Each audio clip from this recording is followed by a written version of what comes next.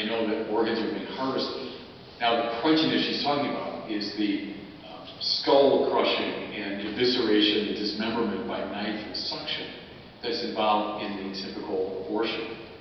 In fact, the second doctor, the moment I found the most bone chilling was when she calmly said, when they told her, I think you're actually lowballing yourself here, you could expect more money. She said, oh, that's good because I would like a Lamborghini. Now, it's easy enough to criticize the morality of these two positions. The rather striking way they combine both violence and greed. But I'd like to get at something a little bit broader issue. Namely, this appalling loss of a sense of the dignity of the human being, which you can see all over Western culture. I mean, just think for a second, and the figure is just overwhelming, staggering. The more than 40 million abortions in our country alone have taken place since Roe v. Wade, under full protection of American law. Or think of the prevalence now of euthanasia, laws in that direction.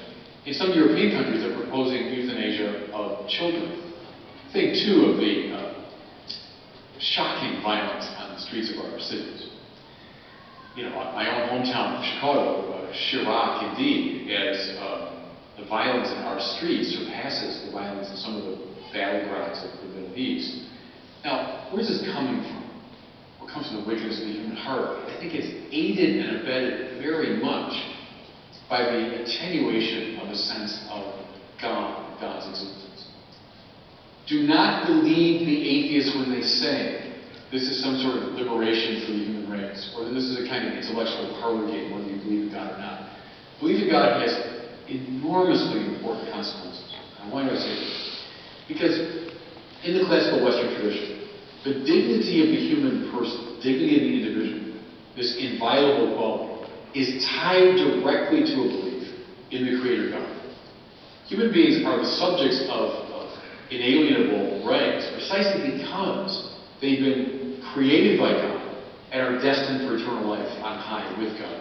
Now, I used on purpose Jefferson's language of certain inalienable rights, as he himself quite rightly saw, endowed by their Creator with those rights. All men are created equal, Jefferson adds. Now, mind you, if you take the Creator God out of the picture, what's going to happen is a sense of human dignity very quickly evanesces. Look back at the classical world. Look at Cicero, Plato, Aristotle, any others. Now, they had a sense of God. I'll grant you that. They had a sense of the divine. But it wasn't the Creator God. It wasn't the Creator God who grounds human dignity. So what do you find in those systems? We find rights and freedom and equality belong to a privileged elite. Certainly true in Plato. Think of the 3 levels of society. Or think of Aristotle. Only a handful of privileged elites get the full, protection, recognition of law, participation in public life, etc. Most people in classical society are relegated to a very denigrated level, and slavery is something altogether legitimate. And if babies are a problem, well, the paterfamilias can decide just to expose them on the mountainside. Now, flash forward to the last century, to relatively modern times, when in the great totalitarianisms of that century, when God's existence was explicitly denied or marginalized, what did you find? You found a gross violation of human dignity. Human beings killed in their tens of millions, treated as little more than vermin. Now, I realize some people have tried to ground human dignity in something other than God. Those attempts, in my judgment, are always a failure. For example, some say, well, look, human beings have this dignity in the measure that they have high intelligence, they have capacity for friendship, they have creativity, imagination, etc. Well, fine, until those qualities are weakened, or those qualities are compromised, or in some cases eliminated altogether. Then what happens? Then human beings become dispensable. Doubt me, look all around our society. Look in all sorts of directions. You see people pushing along that line. Or some people say, human dignity really is a function of our intense feeling toward our fellow human beings. We have a sentimental attachment. Well, again, fine, human beings do indeed awaken intense feelings, but then what happens when those feelings go away? Feelings, are like the wind. They sort of come and go. What happens when you lose your sense of sentimental attachment to someone? Now, look again at the totalitarianism of the last century. Read some of the memoirs of executioners in places like Dachau and Auschwitz. And you'll hear, after a while, they lost all fellow feeling. They lost all sentimental connection. And they began to see their fellow human beings as little more than insects, or rats. Sentimentality is not going to ground a sense of human dignity. It comes from a vivid sense of God. When that goes, human dignity is right behind.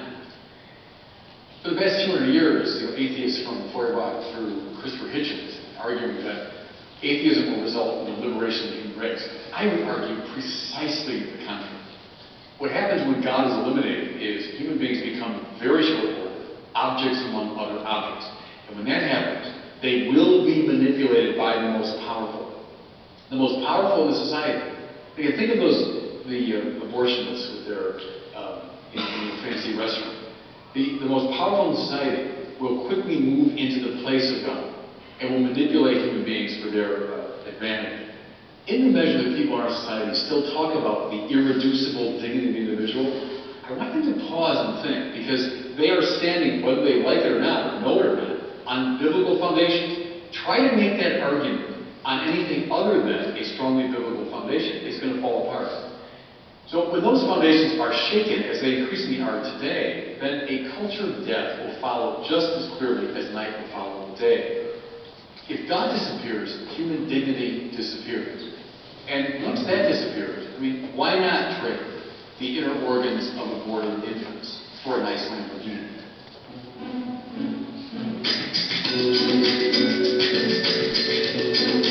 All right, like a Lamborghini. So, I'm going to cut it there, take a break, and then come back into small groups. But I do want you to write a couple of things down before we do that.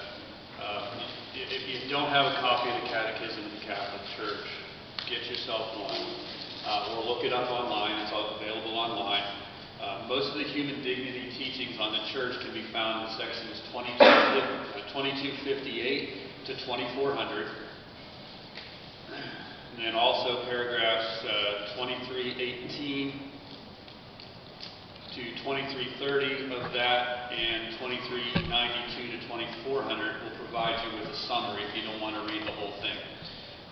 Again, the whole thing's a great read, but that'll help you understand what the church actually teaches.